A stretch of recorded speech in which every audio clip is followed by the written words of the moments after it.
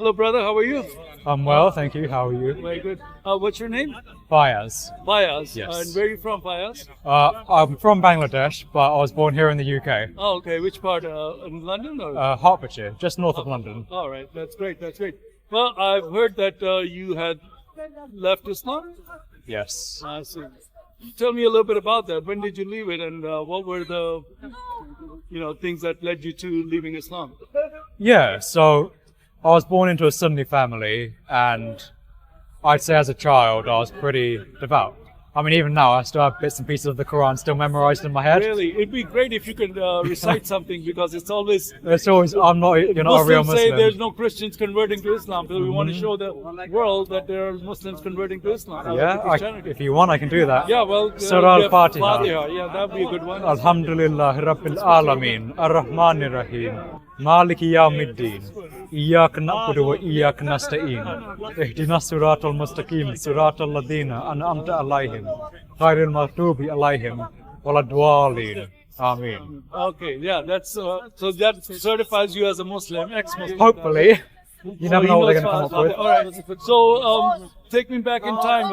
How does this come about? Like, what were the events that led to your losing your faith in Islam? Yeah, so I'd say my doubts started around when I was 10, 11, 12 years old, as I was approaching secondary school. I do believe secularism kind of had a pull on me, which led me away from Islam. But you said you came from a devout family, because as Yes. far as I know, devout people, mostly they teach you Islam from when you're 3, 4, 5 years old. Yes. You're supposed to learn the Quran. Did you do any of that? Yes, so every week I had an Arabic tutor who would come teach me about Islam, teach me how to recite the Quran, and pretty much every week it was in and out, constantly doing that. So I still know a fair bit, but I'd say leading up to that age, my main question as a Muslim was, why am I praying to God in Arabic? God is omniscient. He knows everything. He knows me personally. He knew me when I was in the womb. And for some reason, I have to recite the prayers like the one I just did. Just when we are on this topic, when you had this teacher, what kind of teacher was he? How did he teach you Quran? Was he strict? How was his discipline and everything? He was so and so. Sometimes he'd be strict, sometimes he'd be more relaxed. But he was just like the other average imam. Nothing really special in because particular. most of the imams that I know, they were very strict. They would hit people, even children and stuff like that. But I guess being here in the UK, they're not allowed to do that. Yeah, I think that, as well as the fact that he was tutoring at our home rather than me going to a masjid. To the masjid. I think that might have made an impact as well. Yeah, that could be. All right, just my previous experience from my friends. Yeah, no, it's a good thing to point Okay, out. so you learned the Quran and everything just like all the Muslim kids do, and you said you had a secular stuff had a pull on you, and you said, why is that Islam has to be Arabic God and everything has to be in Arabic, right? So how did you resolve that in your mind? So actually I didn't, because the only God I knew was Islam. I'd never heard the gospel, I'd never known anything about other religions. For me it was either Islam or nothing. So I thought, Islam clearly isn't cutting it. I'm leaving. I'm going to pursue a godless lifestyle.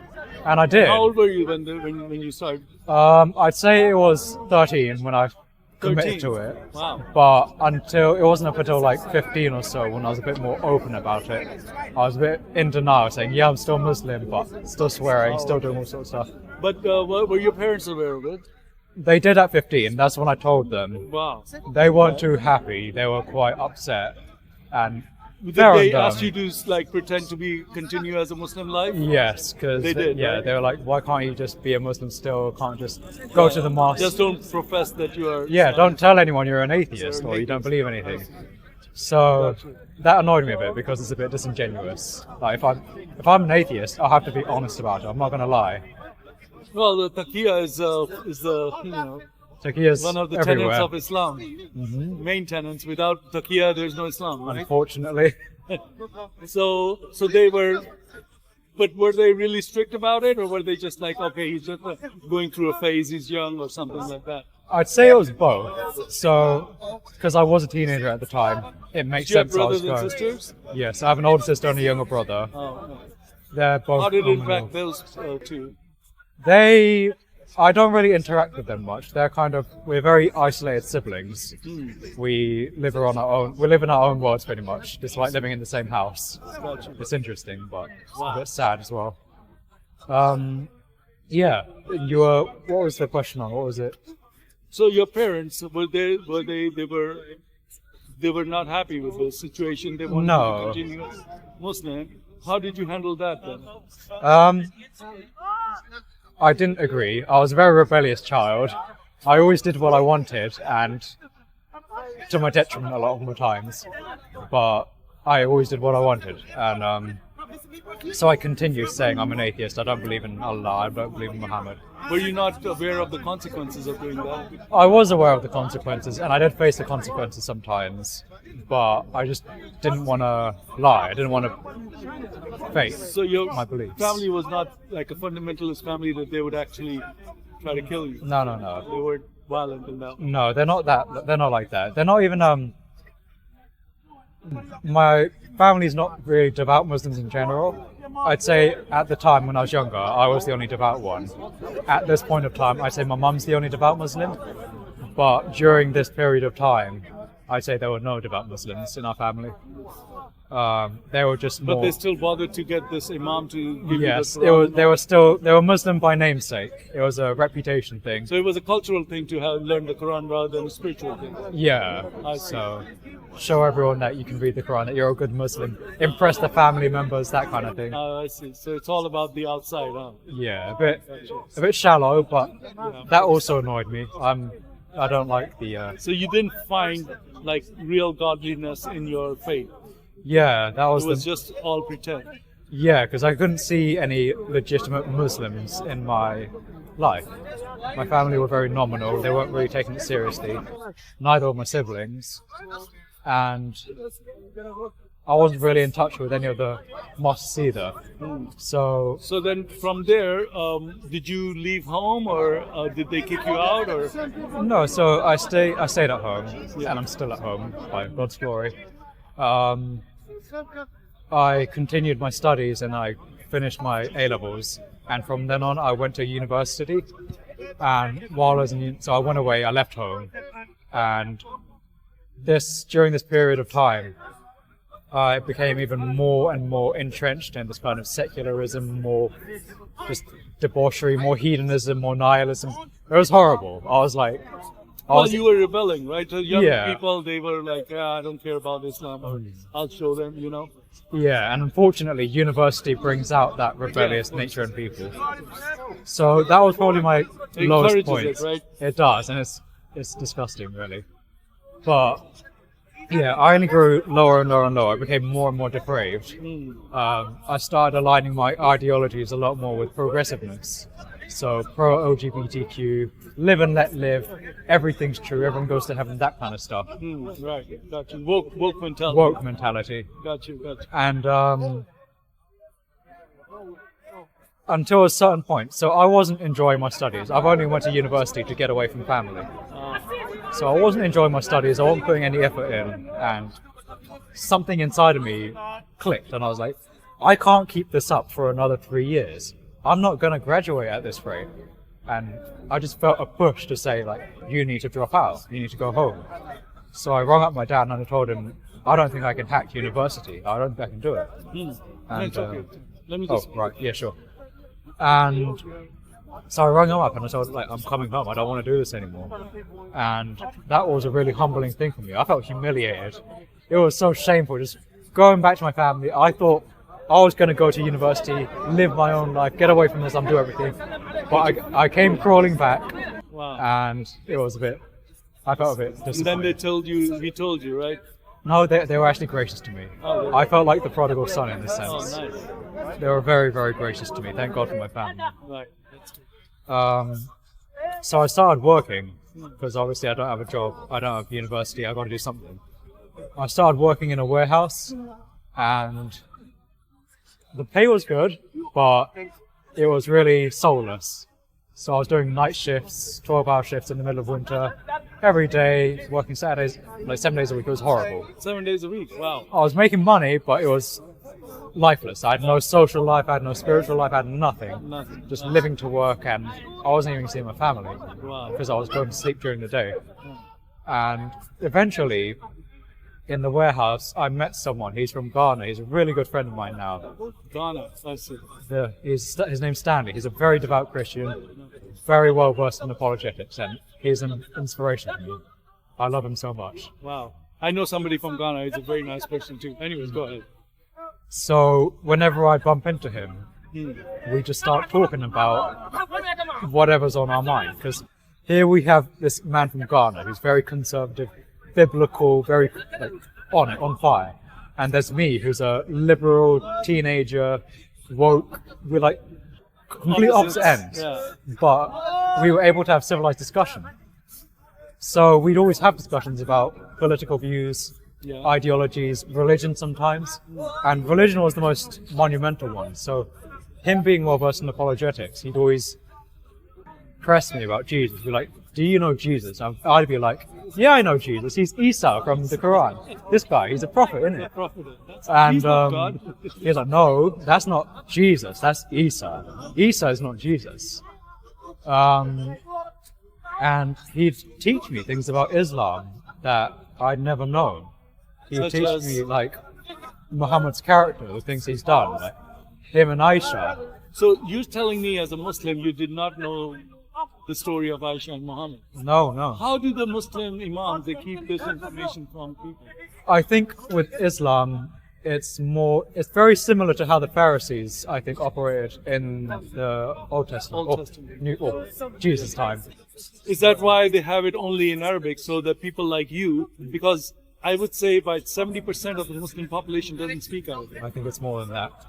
But Probably yeah, 80%. I think the whole it being limited to Arabic does hamper with the average Muslim's ability to because Muslims- think about it, When because I they even can't. talk to Arabic Muslims, they say we don't understand. Oh, it's a very special old classical Arabic. We don't, you have to like interpret it in a certain way. We can't understand it. Yeah. I thought it was meant so you could understand it. Allah said, I'm going to send it in your language so you can understand it. But He didn't make sure that, you could really understand it because He used the Arabic that even the Arabs can't understand. Yeah. Which is really God strange. should be accessible to everyone, Exactly. like not a certain group of people. No, he's a very archaic Arabic guy who wants everybody to learn the archaic Arabic. Or just recite it, not even learn it, just recite it. Just recite it. Because, anyways, go ahead. Don't get me started on this. Of course, it's a massive rabbit hole. Where were we? Yeah, so he would teach me things about Islam I never knew. And so my only knowledge of Islam were the rules and the guidelines, how I live my life. That was the thing that intrigued me because I haven't really had anybody explain this because I'm always like, I thought that Muslims were pretending that they did not know the age of Aisha. No. I believe they genuinely don't know. But when they hear it, it's such a shock to the system, they can't accept it. Because a lot of them say, oh well, he was a prophet, right? So maybe that was okay for him. But it shows apparently that they're not really happy with the situation, but they just have to handle it because that's what it is. Because they're like caught unprepared, like Yeah. they just don't know how to react to this, and you get all kinds of different reactions from people. And now I understand that they literally don't want people to know what happened there. Is that right? Yeah, I believe the spirit behind Islam and a lot of imams themselves actively try to suppress the truth about Islam. Wow, that makes coming here a lot. Yeah, so I've heard this from a Muslim, ex-Muslim perspective, because that's a very important perspective in my mind, because you already have the real experience of Islam, and in the real experience of Islam, this is something that's not talked about. Yeah, and it's unfortunate. Wow. Okay, well, that just tells us that we got a lot of work to do here. We do. We've got to spread the gospel. Yeah, and also to do some polemics. Yeah. You know, the polemics with Islam, and I've had this discussion a lot of times with Christians even. Oh, you should just preach the Bible. It's like, not to the Muslims. They have been taught the wrong Bible. Absolutely. And if you've learned something that's wrong and you say, no, that's from my Imam or that's from my Quran, then teaching you something would not help you unless it's like going to the doctor and you have a wound and the doctor just puts medicine on it. He has to clean the wound first. So polemics is like cleaning out all the stuff you've learned, the wrong stuff that they've taught you about Christianity, and then the stuff that they haven't taught you about Islam, because they don't know the real Islam. Yes. So as a polemics, we are teaching them the real Islam, because that's what they've been missing. Because a lot of people, once they find out this stuff, they start losing their faith. They're like, what? I didn't know about this. Why did they not tell me? Absolutely, yeah. I think polemics is absolutely necessary, because you gotta, in order for someone to be able to digest the gospel, their previous worldview has to be absolutely demolished, it has to be shattered. Whether it's Islam or the woke worldview, you've got to show them that it's flawed, and then from then on you give them the gospel. But I'm surprised that you managed to do that at 13 by just... Nobody came to you and told you Aisha was 6 years old? No one But taught us you about just the thought history. that Allah is just speaking Arabic and I'm just sick and tired of this Arabic God? Yeah, that was pretty much it. I'd not known the history at all. Really? Nothing. I'd Nothing. known nothing about Muhammad. Wow. So, yeah, it was a shock to the system when I found out about this stuff. So I'd go home and I'd double check it, because I'd be like, this is really strange. He's telling me something completely different to my Imams. And I'd go back and I'd check and I'd find out that this random Christian guy just knows so much more than all of these Muslims. And it annoyed me. I got really angry. I thought, these people have been lying to me for so long, and I'm only just finding out the reality of Islam. And my whole family, they're also being deluded into this lie as well. And that's horrible. And I got really, really angry. And from then on I thought, every worldview I take, I have to scrutinize it. I have to properly analyze it to make sure it's accurate, make sure it's the right and the morally sound thing to do and to believe in. So that's, I'd say, what spurred my search for Christ, because I saw this Christ-like man who showed me the truth, and I thought, this man is so godly, he's a Christian, and he's been more honest to me than all of the Muslims in my life. I want a piece of what he has. Right. So What was this guy's name? I'm just curious. his name was Stanley. Stanley. Okay. Well, Stanley, if you're watching, God is happy with you. I'm I going to can send tell him the that. video. He's going to love it. All right, great. I'm glad you were. Nice. So Stanley was just preaching the gospel to you? Yeah, in a work environment, which a lot more Christians need to do. Christians are too scared to talk about the gospel in a work environment, and it's sad. We need to be more bold. You're right. Absolutely. Absolutely. That's for Christians out there. Talk to your colleagues about Christ. Absolutely. That's coming from an ex-Muslim, so we got to do that. Yeah, and the thing about this is, Stanley sowed the seed, but he didn't see the fruit of it until a lot later. So this warehouse we worked in, it shut down in just like a couple months. And so I took Stanley's number, but we hadn't stayed in contact until a bit later when I was saved.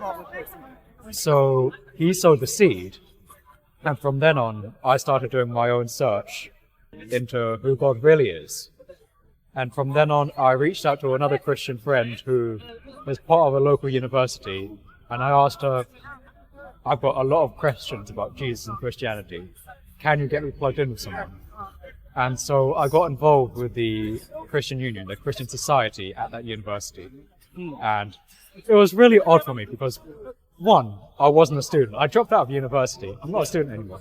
Two, I'm not even a Christian. So I'm twice an outsider there talking to these people. But they still welcomed me with open arms. Nice.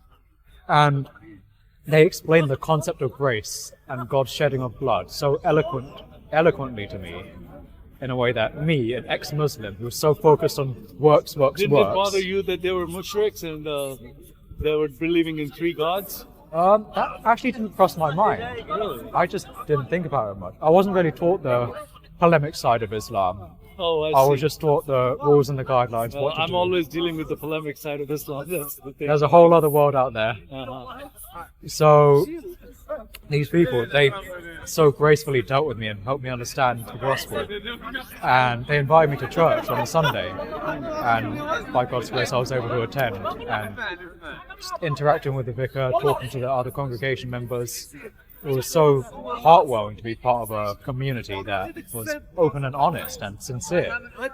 As soon as I went there, the vicar, he just met me, he said hi, welcomed me, and I told him my situation. And the first thing he did was, maybe I can help you find a job because your warehouse just shut down. Nice. I thought, you've only just met me and now you're trying to help me find a job.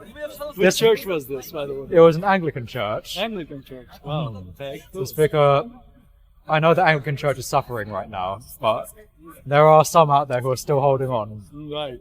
So would you say this Anglican church was very Bible believing rather than, because there's a lot of woke churches out there nowadays.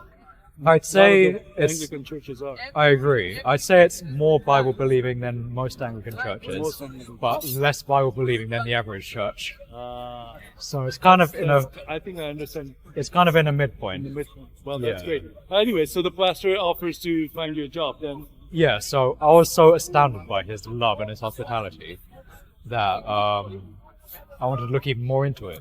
So I asked him, like, do you have something like this going on where I can ask questions? And it turns out later that month they were running an alpha course where they have like a Q&A where I'm free to ask my questions, to ask about faith, ask about the flaws or the good and the bad, whatever, anything. And I thought, this is awfully convenient.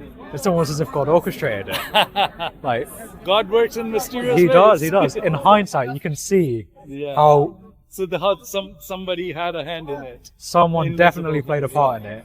Yeah. And it wasn't me. Of course. It was all God. And that alpha course gave me the opportunity to be able to ask questions, which in a Muslim setting you wouldn't be able to do. And I was able to understand the faith a bit better. And these people, they provided me with the resources to read. They gave me the Gospels. They encouraged me in all sorts of ways. Nice. And one morning, so I was still living debaucherously. I was still doing drugs, drinking, all this stuff. And after a night out, I was reading the book they gave me. And at that point, I just felt so weak, so low. I had like a headache, I felt nauseous, awful, everything. Physically, mentally, spiritually, terrible. Yeah. But being brought so low, I just felt so weak, and I just let out a prayer for God. I said, God, I don't want to go through all these hoops and hurdles to know you. Oh, wow. I just reveal yourself to me. I just want to know you. Nice. And he did. He spoke to me, and How did I he saw- speak to you? it literally was, I'm right here. Like, you've just not been looking. You just haven't seen. It's like a light switch was just flipped onto my head, and I can just see him now. Although I didn't see him physically, it was the voice. Of course. You felt his And- presence, yeah? Yeah, and I started crying tears of joy.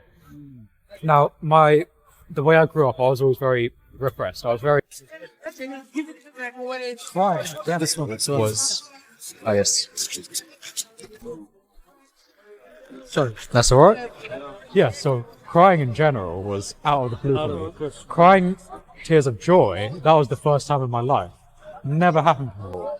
I was so confused, so overwhelmed by God's presence. I'm like, what is going on? And I realized, like, this is God speaking to me. This is God revealing himself to me. And from then on, I thought, Lord, my life belongs to you. And he's done wonders to my life. I've stopped drinking, stopped doing drugs. Wow. He's turned my life around. Can I ask you how old you are? Or about... I'm 21. Wow, you're So young, man. he saved me at 19. Really? That is so young.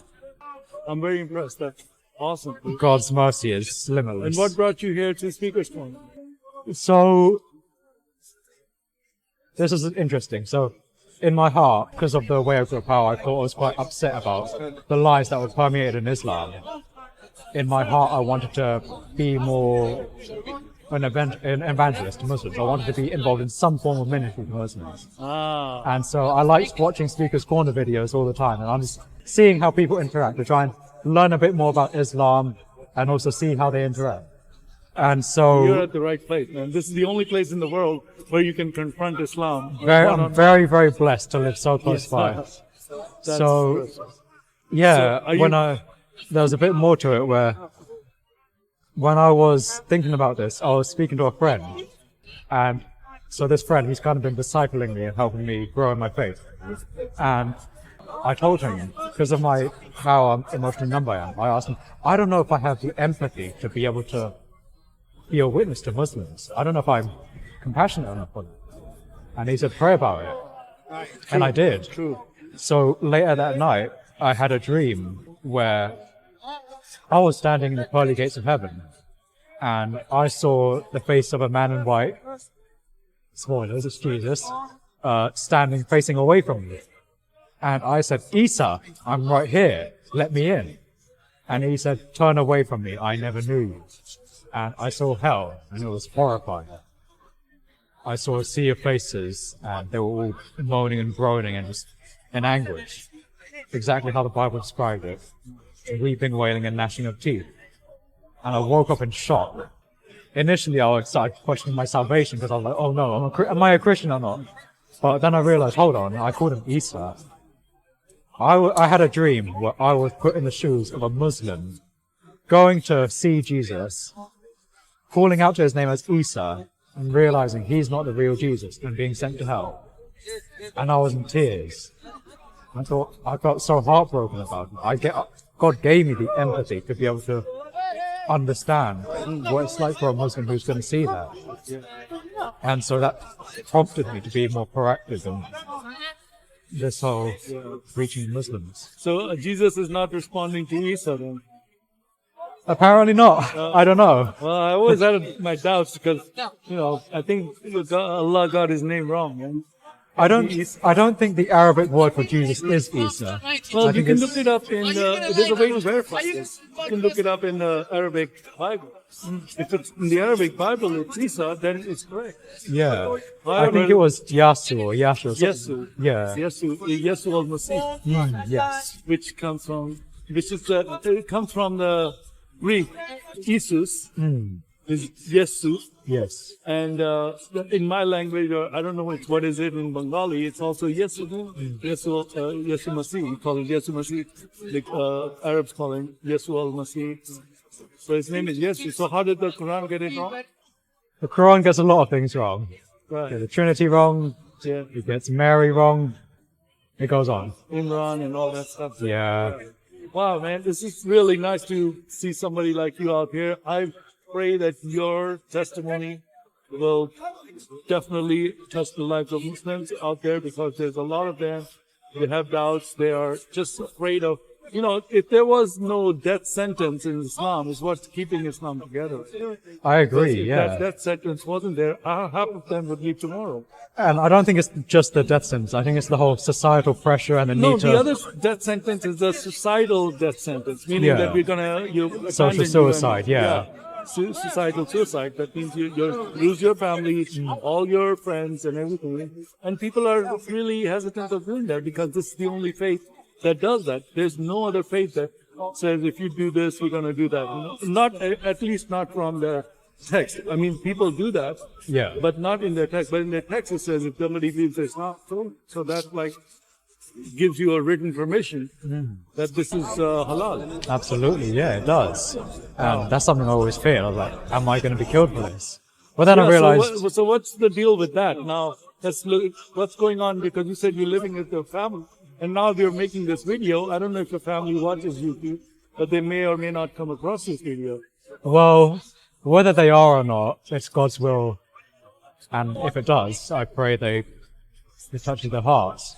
Now, with my family, it's a very unique situation because you hear all these horror stories about Syrian, Afghani, Iraqi Christians telling their families, I'm a Christian now. Are you saying follow Bengalis Jesus." are more mellow? Not necessarily. I'm saying because my family are more westernized. Oh, I see. They're not So as... they're a bit more relaxed. Or at least in the beginning, when I was younger, they were a bit more strict. Now, having spent more time in the UK, they've calmed down a bit. How long have they been here? Oh, you said you were born here. So Yeah, they've been here for so a very my long parents moved here when they were, my dad when he was about 10 something, my mum a bit later teens. time. Oh, so they are very westernized. Yes, although they're not, Is your mom wearing a hijab? yes, she does. She's the only devout Muslim in our family. Oh, wow. So that means, because I know a lot of Muslim women that don't wear the hijab. No, yeah, and Did she start wearing the hijab, or she was always wearing it. She was always My wearing mum was always the most devout, and it sucks because my mum is also the How about your closest sister? person. My sister. I don't And believe your my mom doesn't mind that she doesn't? She was worried initially, but now she can't do anything. My sister's 23. Oh, okay. She's old enough to make her own decisions. Was your sister ever coerced into wearing a hijab? My parents have asked her before, but And was- they can't. She has the same rebellious spirit that I did, No, I see. except she hasn't grown out of it. So I think, are you planning on, talking to your siblings about this, or do you think, you said you guys were not very close, right? yeah, so my siblings and I aren't very close, but that's not an excuse for me to not share the gospel with them. Me being a sinner, I keep putting it off, and I keep getting really worried as to how it goes about. I put it off a lot, and I really should make more of an effort to reach out to them. But I have Right. no So idea how do to you do have that. a church right now that you're going to? Yeah, so Is it the Anglican church? no, so I go to a Pentecostal church. Oh, wow. Pentecostal A church. more mellow Pentecostal church. Okay, They're not as mellow. crazy as most people think. Wow. Okay. But at least my church isn't. They the reason why I went to this church is because they're a lot more expressionate in their ways they talk, their prayers, and the way they express themselves to God. Right. And that's something I lack a lot. I'm a very strict, rigid person. I like doing things quiet, but they're a bit more let loose, go sing I'll God's talk to you praises. later on, because there's some things that maybe I can expose you to certain things where you can learn. I think we are in the learning phase now, and they're teaching about early church, which is kind of important, especially if you're going to do any kind of polemics. Yes. Because you come across a lot of questions where, if you know your history, it can help you a lot when you're talking to people. And I Absolutely. think that's why I would invite you to that, but not on camera. I'll let you know later on. Sure. But this is amazing. I'm so glad you're here. And I really hope that this journey that you started is going to be very exciting. And I hope that God gives you the spirit and the wisdom to carry on, and just gives you the strength to stay in the spirit, and dwell in it. That's what you're supposed to abide in it. Absolutely. And in the end, this whole testimony, it's not about me, and it's never like anyone's testimony. It's not about any of us. It's all for God's glory. So we're seeing a story of a sinner who was wrapped up in all sorts of different worldviews, who was into drinking, into drugs, into pornography, all this stuff. And how God, being so good, Yeah, man, pulled because him you're out of only it. 21 years old. It's You tough. You sound like you're 30, 40 years old. Like I'm an old soul. Yeah, you're an old soul, that's for sure. Wow. I'm very impressed. That's great. So what is your plan on how you plan to grow in your faith? So right now, 2023 has been more of a humbling kind of stop and reflect period for me. And it's helped me grow a bit more in wisdom and just learning to hold my tongue a bit sometimes. So moving forward, I think I just need to continue letting God build me up, be discipled, and find opportunities to reach out to Muslims and build up on my skills there. So are you into Bible study? Yes, so I have a friend who both of us lead Bible studies weekly, and it's great because we have a bunch of young adults who join us. Nice. And having a group of Christ-committed young adults is so hard to come by. Right, it is. So having a group like that, I've been so blessed. Not many young people have that. It's sad. It's really sad. Well, you're going to start new groups, I'm sure. There'll be a lot more young people joining this. God willing. And you'll hope that there'll be a lot more Muslims finding Jesus. I pray that God will make you fruitful and will help you abide in Him forever. Amen. Thank you. All right, thank you, sir. Appreciate it. Very much. Good to see you. Glory to God. Another now Christian. God is working in this country. He works in mysterious ways, as you heard from our brother Fiaz. All right, thank you, Fiaz. See you. I'm out.